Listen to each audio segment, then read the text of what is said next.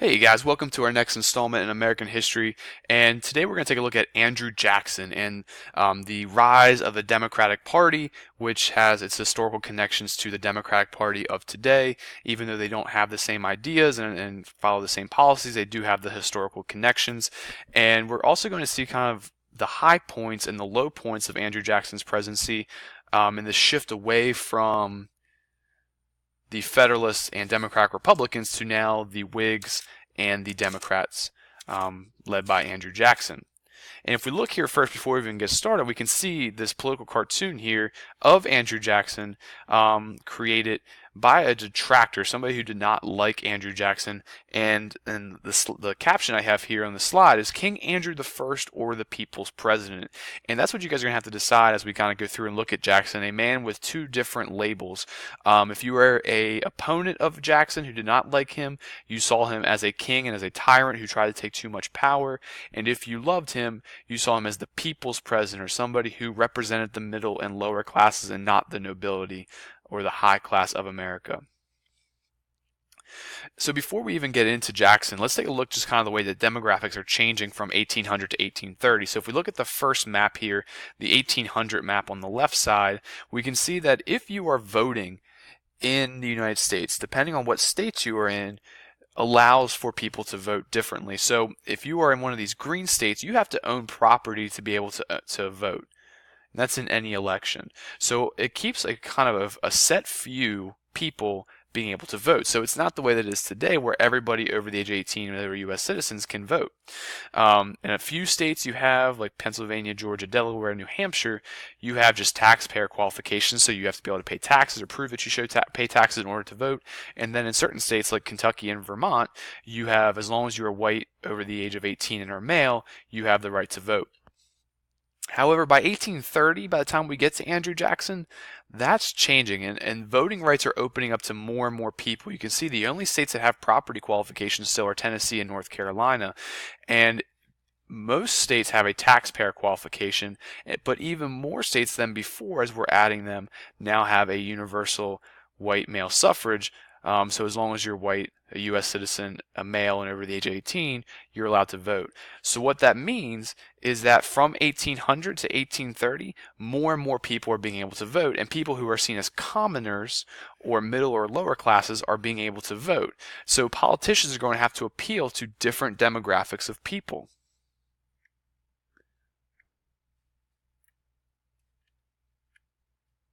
So let's start our story with the election of 1824, and we're going to see a lot of connections here to the election of 1800 that we talked about with Jefferson.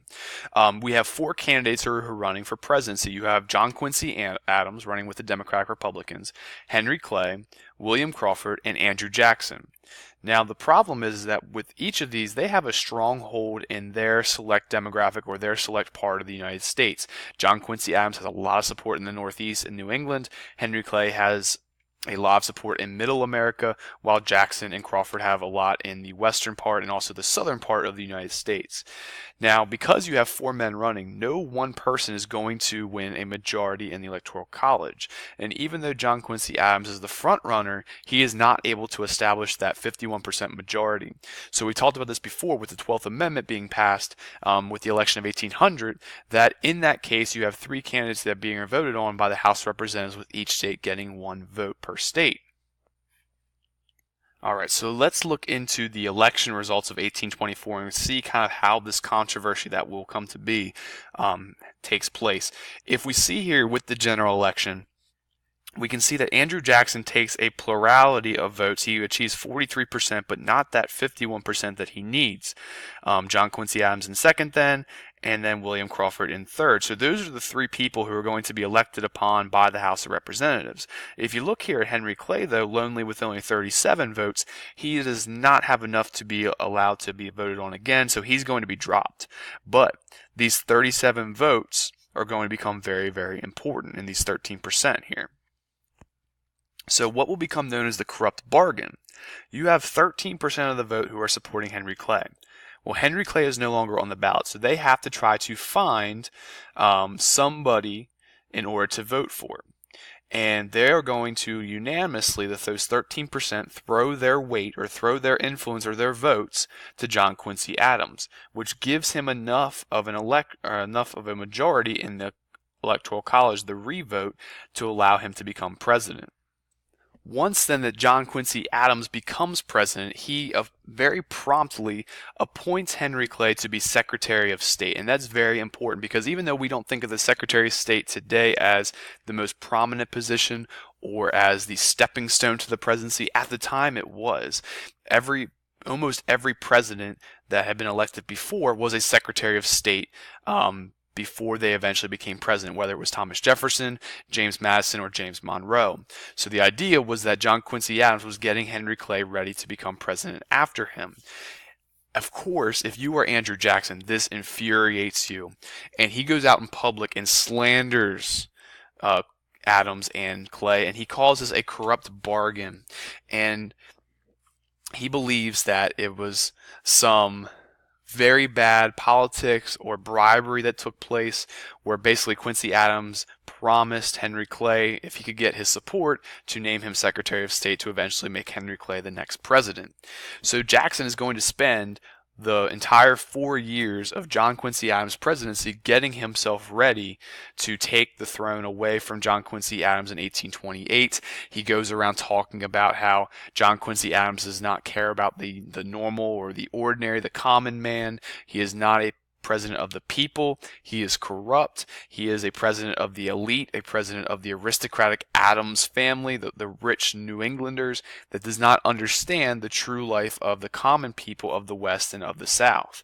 And Jackson's going to use this populism or this popularity to bolster himself into the presidency in 1828.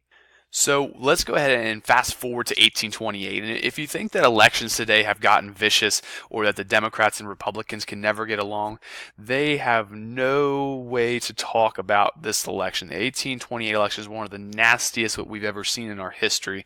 And it's not just because of the corrupt bargain, but Jackson will go as far as to even accuse John Quincy Adams of being a pimp for Russian czars in Russia, installing pool house tables, and supporters of accused Rachel Jackson of being a bigamist, an adulteress, somebody who slept around on her husband. So very, very nasty, getting into the families of both John Quincy Adams and Andrew Jackson. And if we look at the real story of Rachel Jackson, her first husband, her early husband, actually disappeared and was presumed dead. So once that he was presumed dead, she had married Andrew. Well, it came to be known that her first husband magically reappeared or came back to society, which did make her technically guilty of being a bigamist or somebody who marries multiple people. And Adams felt very attacked, or attacks her for this. And Rachel actually feels very overwhelmed, and she actually dies of illness in December 1828, and Andrew Jackson is going to blame John Quincy Adams for the death of his wife for giving her the depression for these attacks that were seen as slanderous in the public eye. So Andrew Jackson will win in 1828, and you can see that he wins very, very handedly. He wins 68% of the electoral vote and over half of the popular vote. And if we look here, he controls all of the Midwest, all of the middle states, and also the South. He even took a few of the states there in the North. So this is going to change American politics forever, because now you start to have the first common man president, somebody who was not born of wealth, somebody who was not born of royalty, somebody who was not a part of the original American revolutionary families. Andrew Jackson is a Westerner, a poor Westerner at that, very uneducated. So he is not seen as far as the elite status that someone like Quincy Adams or Madison or Monroe were. And even on top of now creating the first common man presidency, you also have the formation of a new political party, because the Democratic Republicans are not going to be in consensus as to supporting Andrew Jackson.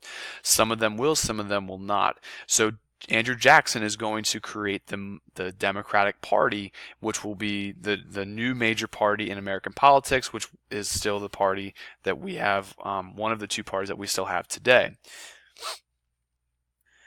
And Jackson himself does talk about kind of bringing back these Jeffersonian ideas of returning to states' rights, protection of property rights and personal speech and personal religion, creating westward expansion, moving out farther west, creating a larger United States, that manifest destiny idea that is kind of growing and simmering in the United States. However, much like Thomas Jefferson, those ideas do not hold true when put into practice. And for his 8 years of being president, Andrew Jackson will extensively expand the president power, whether in terms of delegation with the Native Americans, formation of laws, empowerment of the courts or working with the courts.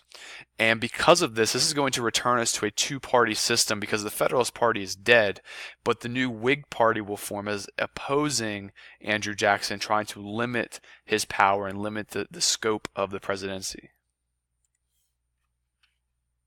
So with these two political parties now between the Democrats and the Whigs, we can see kind of how they hold up against each other, whether we have the different leaders of Andrew Jackson versus Henry Clay and Daniel Webster.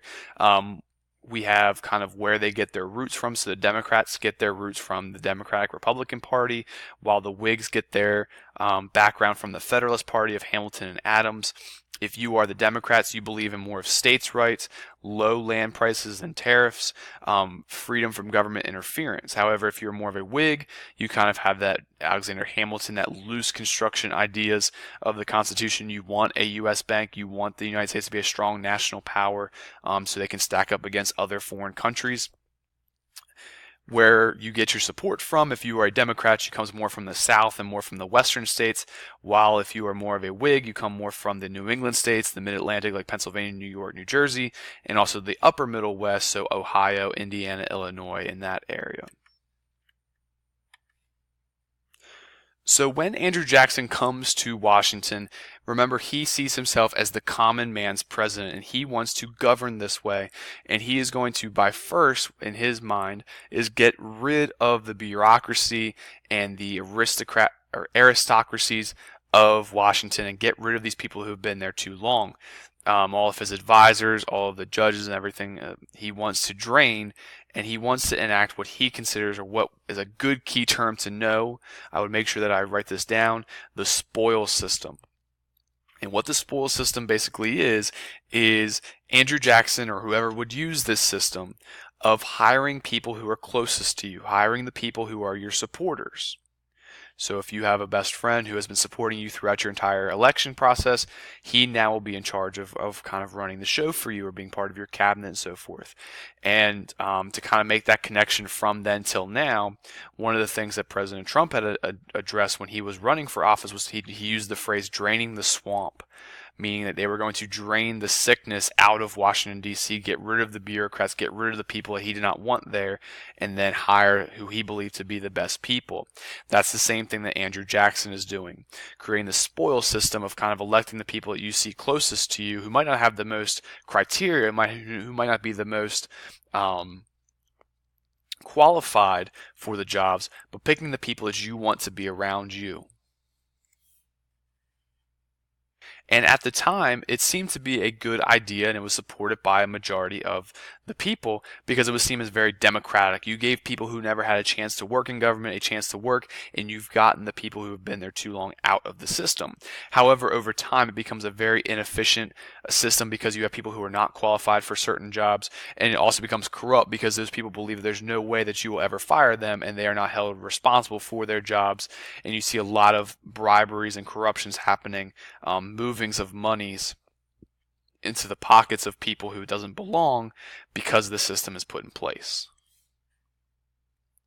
So with Andrew Jackson, we see him as a two-term president, and we'll see here from the year range right here. But he's going to be defined by three major conflicts, not only with some minor ones, kind of showing his reign of power or his presidency. These three will define his two terms. So in the next video, that's what we're going to cover, as far as how do these major conflicts, whether with the courts or the states or the Native Americans, how is he going to handle and how is he going to govern?